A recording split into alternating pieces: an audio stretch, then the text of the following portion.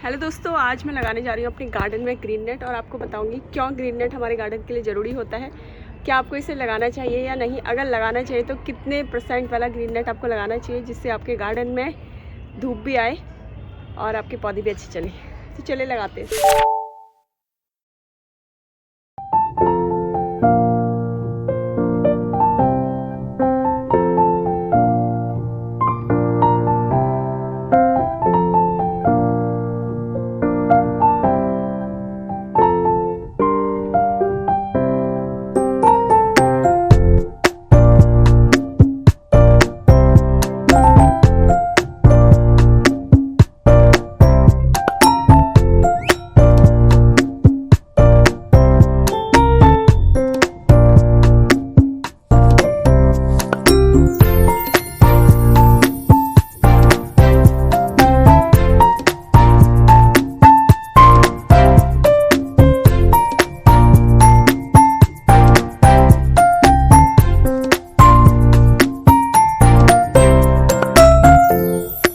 मेरे आप पीछे देख सकते हो ग्रीन नेट हमने अच्छे से लगा दिया है।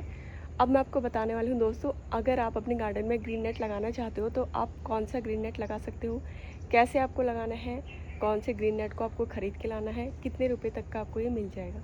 तो दोस्तों, जैसे जैसे धूप बढ़ते जा रही है, यानी मई जून का महीना जब शुरू होता है तो धूप बहुत ज़्यादा तेज़ हो जाती है। उस वजह से हमारे पौधों की जो पत्तियाँ होती है ना, वो भी जलने लग जाती है और जब ज़्यादा तेज़ धूप हो जाती है तो तभी हमें ग्रीन नेट का इस्तेमाल करना होता है। अगर आपके गार्डन में लगभग 1 से 2 घंटे की धूप आती है तो आप 40 से 50% वाला ग्रीन नेट अपने गार्डन में लगा सकते हो।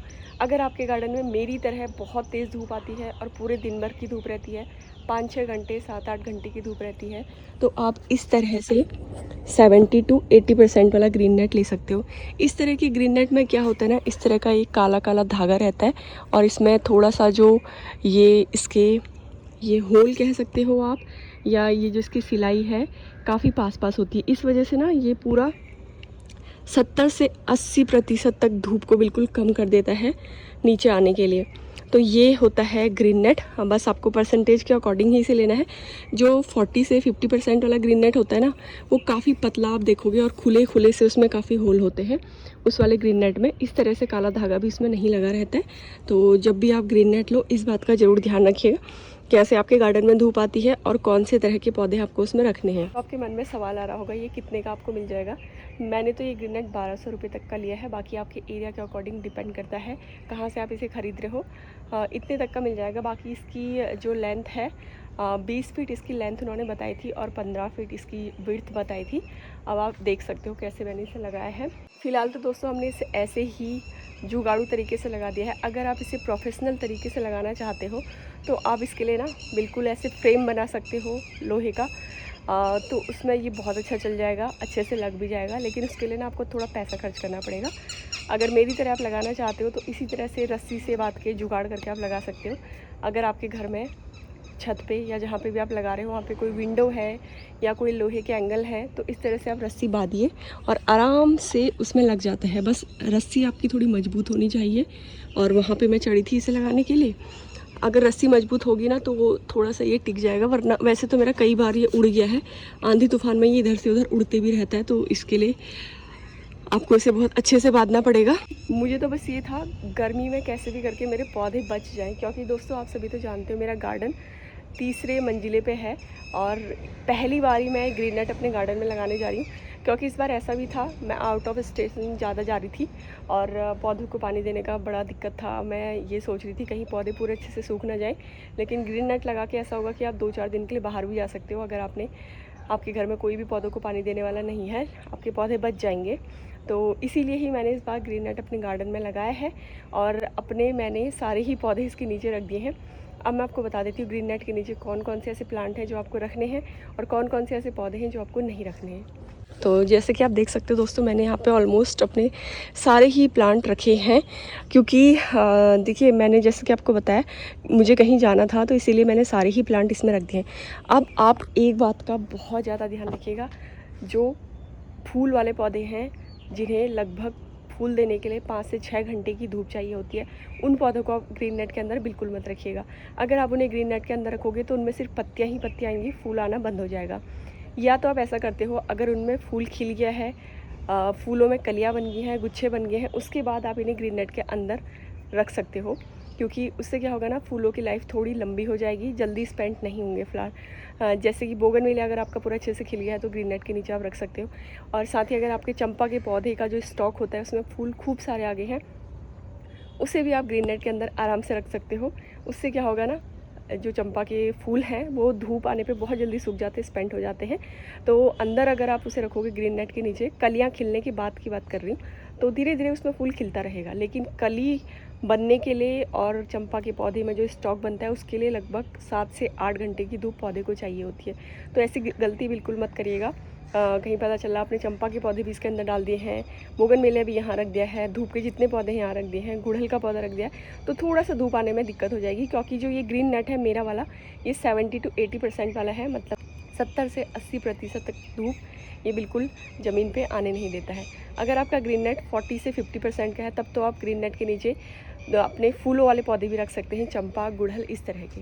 तो आई होप आपको पता चल गया हो। और जैसे कि सदाबहार का पौधा भी आपको इसके अंदर नहीं रखना है, और ये जो मेरा मिली का प्लांट है ये भी मुझे यहाँ पे नहीं रखना चाहिए था, क्योंकि ये जो पौधे हैं ना दोस्तों, इन्हें काफ़ी धूप की ज़रूरत होती है। गुड़हल के पौधे, मिली के पौधे, ये टेकोमा का पौधा, इस तरह के पौधे, फलों के पौधे, आम के पौधे, अमरूद के पौधे, वो आपको बिल्कुल नहीं रखना है। हाँ, जैसे कि मैंने आपको बताया, फल आ गए हैं, कलियाँ आ गई हैं, फिर रख लीजिए।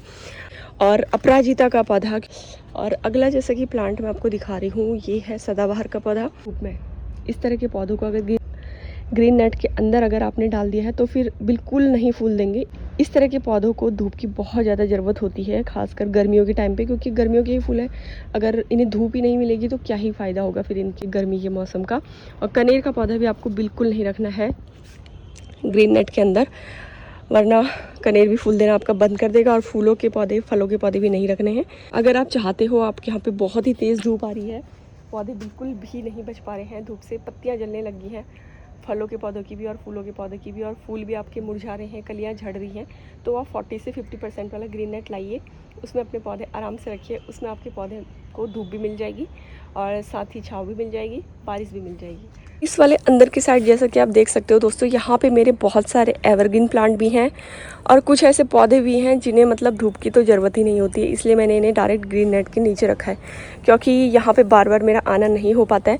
और जैसे कि ये कोलियस प्लांट, कोलियस को भी आप अभी ग्रीन नेट के अंदर रख सकते हो, लेकिन एक बात का ध्यान रखिएगा, इस तरह से रखिएगा जहाँ से उसे थोड़ा सा धूप भी मिल जाए। और आप लोग हमेशा मुझे पूछते हो गुलाब के पौधों का हम क्या करें गर्मियों के टाइम पे, कैसे उन्हें बचाएं। अगर आप सच में गुलाब के पौधों को बचाना चाहते हो तो गर्मियों के टाइम पे बिल्कुल ग्रीन नेट के नीचे कर दीजिए अपने गुलाब के पौधे, क्योंकि गुलाब के पौधे जो होते हैं वो हमारे सर्दी वाले पौधे होते हैं, उन्हें विंटर बहुत ज़्यादा पसंद होता है। ये बहुत ज़्यादा जब टेम्परेचर, तापमान बढ़ जाता है तो पौधे जलने लग जाते हैं और धीरे धीरे फिर पौधा ही पूरा ख़त्म हो जाता है सूख के। फिर आप लोग बोलते हो हमारा गुलाब तो हमेशा मर जाता है, बच नहीं पाता है। गर्मियों के टाइम पे तो ज़रूर आप गुलाब के पौधे को भी इस तरह से ग्रीन नेट के नीचे रखिए। और समर के टाइम पे गुलाब में थोड़ा फूल आना बंद हो जाता है, लेकिन जैसे जैसे मानसून आएगा, सर्दी आएंगी, गुलाब फिर से फूल देने लगेगा। तो इस तरह के पौधों को बस आपको अभी बचाना ज़रूरी है, जैसे कि गुलाब के पौधे, साथ ही गुलदाउदी के पौधे, ये ग्रीन नेट के नीचे ज़रूर रखिएगा। ऐसा करने से आपका जो पौधा है ये पूरे साल बचा रहेगा, क्योंकि सर्दी तो इसकी अपनी होती ही है, बस गर्मी का महीना जो होता है इसके लिए थोड़ा सा आप कह सकते हो दुख वाला होता है या इसे पसंद नहीं होता है। तो बस यही आपको करना है। बाकी ये बोगनविलिया का पौधा भी मैंने ग्रीन नेट के नीचे रख दिया था, लेकिन अब मैंने इसे थोड़ा सा ना साइड कर दिया है। इस वाली साइड से इसे धूप मिल रही है तो इसमें फूल आना शुरू हो गया, वरना इसने फूल देना बंद कर दिया था और सिर्फ पत्तियाँ ही पत्तियाँ इसकी आ रही थी। अब ऐसा भी कर सकते हो, अगर आपके पौधे में पत्तियाँ नहीं आ रही हैं तो उसे ग्रीन नेट के नीचे रखिए और जैसे ही पत्तियाँ खूब सारी आ गई हैं फिर सीधा धूप में ले आइए। ये भी एक तरीका है आपको अपने पौधों की ग्रोथ का। अब मैं आपको बताती हूँ कौन कौन से पौधे आपको ग्रीन नेट के अंदर रखने हैं और ऐसा करने से क्या होगा। जैसा कि आप देख सकते हो यहाँ पे है अरेका पाम। अरेका पाम एक बहुत ही अच्छा एवरग्रीन प्लांट है। इसे तो अगर आपके गार्डन में मेरी तरह अरेका पाम बहुत सारे हैं और आपने टेरेस पे रखे हैं अरेका पाम, या ऐसी जगह पे आपके अरेका पाम है जहाँ पे बहुत ज़्यादा धूप आती है, तो प्लीज़ उसे ग्रीन नेट के नीचे रखिए, वरना वो ख़राब हो जाएगा। देखिए, एक दो पत्तियाँ अगर आपके प्लांट की भी इस तरह से ख़राब हुई है ना, कोई चिंता की बात नहीं है, इन्हें बाद में हम काट देंगे। अभी इसका मौसम नहीं है ग्रोथ का, जैसे ही मानसून आएगा फिर ये कट हो जाती हैं और इधर आप देख सकते हो ये मेरा चंपा का पौधा है, इसमें पूरी कली खिल चुकी है और लगभग 1 महीने से ये फूल दे रहा है लगातार। तो मैंने इसे ग्रीन नेट के नीचे रख दिया, बाकी इधर से धूप भी इसमें मिलती रहती है, ऐसी कोई चिंता की बात नहीं है। और इधर वाला जो चंपा का पौधा है घड़े में लगा हुआ, ये भी मैंने इधर रखा है, बिल्कुल बाहर रखा है, वरना ये फूल नहीं देगा दोस्तों। और अब मैं आपको बताने जा रही हूँ आखिर ग्रीन नेट करता क्या है हमारे पौधों को। आप देखोगे जैसे जैसे गर्मी बढ़ती है ना, हमारे पौधों की पत्तियाँ बिल्कुल जलते जाती हैं। अगर पौधों की पत्तियाँ आपके घर में भी बर्न हो रही हैं, जल रही हैं, तो प्लीज़ ग्रीन नेट का इस्तेमाल कर लीजिए, काफ़ी चलता है, एक बार आपको ख़रीदना है। और जो भी पौधे आपके बहुत सेंसिटिव हैं, इंडोर प्लांट अगर आपके बहुत सेंसिटिव हैं, ये नहीं कि आप उन्हें पकड़ के अंदर घर के अंदर ले आए हो और एसी के वहाँ रख दिया है कि वो ठीक हो जाए, ऐसे में पौधे और ज़्यादा ख़राब हो जाते हैं। उनके लिए एसी का काम करता है ग्रीन नेट, क्योंकि ये मॉइस्चर को ट्रैप कर लेता है। जब हम पौधों को पानी देते हैं और प्लांट जब इवेपोरेट होता है पानी, तो वो सारा पानी एटमॉस्फेयर में ना जाके वो सारा ये ग्रीन नेट होल्ड कर लेता है, एक ट्रैप कर लेता है मतलब पानी को। उससे क्या होगा ना, हमारे पौधों को मॉइस्चर मिलता रहेगा और पौधों के आसपास पूरी ह्यूमिडिटी बनी रहेगी। क्योंकि गर्मियों में क्या होता है ना, ह्यूमिडिटी बिल्कुल ख़त्म हो जाती है, एयर बहुत ड्राई हो जाती है, इसीलिए तो हमारे पौधे सूखते हैं। अक्सर आपने देखा होगा मानसून के टाइम पे हमें कितना पसीना होता है, इन्वायरमेंट में भी कितनी ज़्यादा ह्यूमिडिटी होती है और पौधे भी कितने अच्छी तरह से हमारे चलते हैं। तो यही कारण होता है ग्रीन नेट लगाने का, ये मॉइस्चर होल्ड करके रखता है और जो पौधों में हम पानी देते हैं वो उसे जल्दी से इन्वायरमेंट में नहीं जाने देता है और उसी से फिर हमारे पौधों को ये चलाता है। तो ये फ़ायदा होता है ग्रीन नेट का। अब आप देख लीजिए कौन कौन से पौधे मैंने यहाँ पे रखे। और हाँ दोस्तों, ग्रीन नेट के नीचे ना अडेनियम के प्लांट भी बिल्कुल मत रखिएगा, मतलब ये फूल देना बंद कर देंगे। बाकी जैसे कि मैंने आपको बताया, मेरे को तो कहीं जाना है, इसीलिए मैंने इन्हें इस तरह से रखा हुआ है, वरना मैं इन्हें बिल्कुल धूप में कर दूँगी जब मेरे को यहीं पर रहना होगा। सबसे बड़ी बात क्या है ना, मेरा जो गार्डन है वो बिल्कुल अलग जगह पे है और मैं रह बिल्कुल अलग जगह पे रही हूँ, तो यही एक दिक्कत हो गई है दोस्तों। अब आप मेरा प्राइड ऑफ इंडिया का ये वाला प्लांट देख लीजिए। आप सोच रहे होंगे ये भी तो ग्रीन नेट के नीचे है, तो इसमें फूल कैसे आ रहे हैं। दोस्तों जैसे कि मैंने आपको बताया, जब पौधे में अच्छे से कलियाँ पूरी बन गई थी, उसके बाद ही मैंने इसे ग्रीन नेट के अंदर रखा है, ताकि इसके फूल काफ़ी लंबे टाइम तक चलें। क्योंकि तेज़ धूप से ना इसके फूल भी थोड़ा जल्दी बर्न होने लग जाते हैं। क्योंकि हम लोग गमले में ही पौधे लगाते हैं, ऐसा तो है नहीं ज़मीन पर पौधा लगा है, बहुत बड़ा पेड़ है और बिल्कुल अनगिनत फूल आ रहे हैं। तो इस तरह से हमको थोड़ा बहुत बचाव करना पड़ता है। गुलाब के पौधे मेरे यहाँ हैं। और अगर आपके इस तरह के पौधे जैसे कि elephant year plant, snake plant, syngonium, money plant, Aralia, coleus और तुलसी, और साथ ही यहाँ पे आप देख सकते हो ये इटालियन बेसिल, गुलाब, इस तरह के पौधे अगर आपके गार्डन में लगे हैं और आपने उन्हें ग्रीन नेट के नीचे नहीं रखा है ना, तो अब भी उन्हें रख दीजिए प्लीज़। आपके पौधे काफ़ी हद तक बच जाएंगे और एकदम ग्रीन रहेंगे। इनके लिए तो ग्रीन नेट बहुत ही ज़्यादा अच्छे हैं। कि जो आपके एवरग्रीन प्लांट है ना, उनके लिए ग्रीन नेट बहुत ही ज़्यादा अच्छा है। और जो आपके पौधे फूल वाले हैं, उनको तो आपको धूप में ही रखिए, क्योंकि समर के टाइम पे उन्हें धूप बहुत ज़्यादा ज़रूरी चाहिए होती है। क्योंकि फिर बहुत सारे लोगों की शिकायत आती है हमारे पौधे में फूल नहीं आ रहे हैं, फल नहीं आ रहे हैं। तो ऐसा ज़रूर करिए। जैसे कि आप यहाँ पे देख सकते हो, ये टर्टल वाइन का पौधा आपके गार्डन में भी होगा, तो इसे भी बिल्कुल ग्रीन नेट के नीचे रख दीजिए अगर आप चाहते हो ये ऐसी ही ग्रीन ग्रीन बना रहे। ठीक है, उसके पीछे है पेडिलंथस का पौधा, जिसे डेविल बैकबोन कहते हैं, वेरीगेटेड वैरायटी का। उसे भी मैंने बिल्कुल ग्रीन नेट के नीचे रखा है दोस्तों। देखिए, इस तरह के पौधों को ना थोड़ा बहुत भी अगर 20% भी अगर धूप मिल रही है ग्रीन नेट से नीचे, तो इनका जो वेरीगेशन है वो भी मेंटेन रहता है, कोई दिक्कत नहीं होती है। तो इस तरह के पौधों को ग्रीन नेट में ज़रूर रखिए। और जैसे कि ये जेड प्लांट भी अभी आप ग्रीन नेट के नीचे रख सकते हो, अगर मेरी ही तरह आपके गार्डन में भी 7 से 8 घंटे की धूप आती है तो। और यहाँ पे जैसा कि आप देख सकते हो, ये है मेरा वॉन्डरिंग जू का प्लांट। इस तरह के पौधों को भी आप ग्रीन नेट के नीचे रखिए। और हाँ दोस्तों, अगर आपने किसी पौधे की कटिंग ग्रो करी है और आप चाहते हो वो अच्छे से ग्रो हो जाए और धूप में ग्रो नहीं हो रहा है, या कोई आपको बीज उगाना है, तो 70 से 80% वाला ग्रीन नेट का आप चुनाव कर सकते हो। इसमें आपको बीजों के जर्मिनेशन का रेट भी बहुत अच्छा मिलेगा। साथ ही जो आपका पौधा आप कटिंग से अगर ग्रो कर रहे हो वो ग्रो नहीं हो पा रहा है, तो वो भी बहुत जल्दी ग्रो हो जाएगा। तो इसीलिए आप जब भी बीज उगाते हो या पौधों की कटिंग लगा रहे हो समर के टाइम पर भी, तो इस तरह का 70 से 80% वाला ग्रीन नेट का चुनाव करिए। जब भी आप ग्रीन नेट लगाओ, वेंटिलेशन का बहुत ज़्यादा ध्यान रखिएगा। जैसे कि आप देख सकते हो, मैंने इसे ऊपर की साइड को लगाया है। एक साइड से इधर से भी खुला रखा है, इधर से भी खुला रखा है। कहीं ऐसा ना हो आपने पूरा ही इसे बंद कर दिया है और हवा बाहर नहीं जा पा रही है। उससे क्या होगा ना, बहुत ही ज़्यादा ह्यूमिडिटी हो जाएगी पौधों को। जब अधिक किसी चीज़ की हो जाती है तो आप सभी जानते हो कि दिक्कत करती है। तो आपको क्या करना है, एक साइड को जब भी आप ग्रीन नेट लगाओ, एक साइड से बिल्कुल खुला रखिए, एक साइड से भले ही आप पूरा अच्छे से कवर कर दीजिए। जैसे कि आप देख सकते हो, मैंने ना इस तरह से इसे लगाया है, जुगाड़ करके ही मैंने इसे लगाया है। आप प्रोफेशनल तरीके से या घर वालों में कोई जो आपके हेल्प करते हो उनसे हेल्प लेके अच्छे से लगा सकते हो। तो मैंने इसे दोनों ही साइड से खुला रखा है ताकि हवा अच्छे से पास हो सके, क्योंकि मेरे पास ना यहाँ पे बहुत ज़्यादा लोहे के एंगल नहीं थे और लगाने का बस मेरे पास यही तरीका था। तो मैंने ऐसे ही से लगाया है। अगर आप प्रोफेशनल तरीके से लगाओगे तो इसको ना अच्छे से फ्रेम बना के आप लगाइए, लोहे का जो फ्रेम होता है उससे, या आराम से तार वार से जुगाड़ करके आप इसे लगा सकते हो।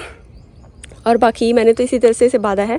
और बस मैं चाहती थी ऊपर की जो डायरेक्ट सनलाइट है ना सीधे पत्तियों पे ना गिरे। देखिए सीधे पत्तियों पे नहीं गिर रही है सनलाइट, इस वजह से मेरे प्लांट आपको समर के टाइम पे भी बिल्कुल ऐसे लगेंगे जैसे मानसून का समय चल रहा हो।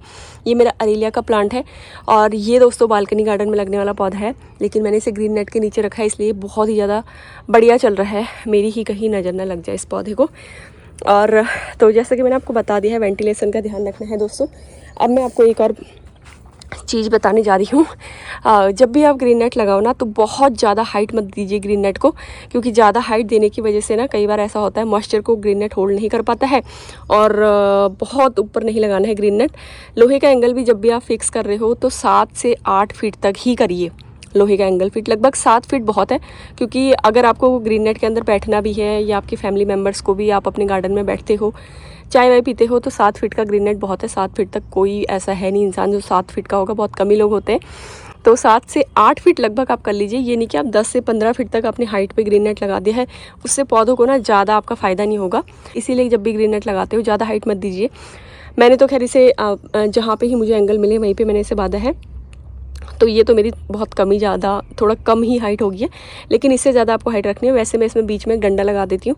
अभी मैं वीडियो बना रही हूँ इसलिए उसे हटा दिया है, और वो बार बार थोड़ा सा हिलता डुलता रहता है। मुझे तो बस दोस्तों अपने पौधों को ना थोड़ा बहुत बचाना था। जैसा कि आप देख सकते हो यहाँ पे एवरग्रीन प्लांट बहुत ज़्यादा रखे हैं। स्नेक प्लांट है, ये मेरा कार्डबोर्ड पाम का प्लांट है, मेरे गुलाब के पौधे हैं, और ये वही गुलाब है जो विंटर के टाइम पे बिल्कुल गुच्छों में फूल देता है, जिसे बटन गुलाब भी कहते हैं। इसे क्रीपर वैरायटी का गुलाब भी बोला जाता है। तो इस तरह के पौधों के लिए मेरे को ग्रीन नेट चाहिए ही चाहिए था। मैं इन्हें कहाँ बालकनी में दोबारा से ले जाती। मेरा स्टारलाइट फाइकस का पौधा भी यहाँ पे है, और इनकी जो ग्रीनरी का राज है वो यही है ग्रीन नेट।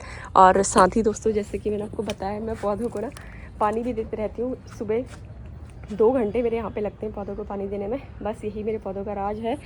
और जैसे कि आप देख सकते हैं इधर जूही का पौधा, ये भी धूप में रखा हुआ है, इसलिए इसमें खूब सारे कलियाँ फूल आ रहे हैं। अब जैसे कि पौधे में खूब सारी कलियाँ खिली है, अगर मैं इसे ग्रीन नेट के नीचे थोड़ा सा इधर रख भी दूँ ना तो कोई दिक्कत नहीं है। अगर बिना कलियाँ खिले ग्रीन नेट के नीचे से रख दिया तो फिर भूल जाइए, इस बार आपका पौधा फूल देगा। और ठीक इधर है मेरी रेन लिली के पौधे।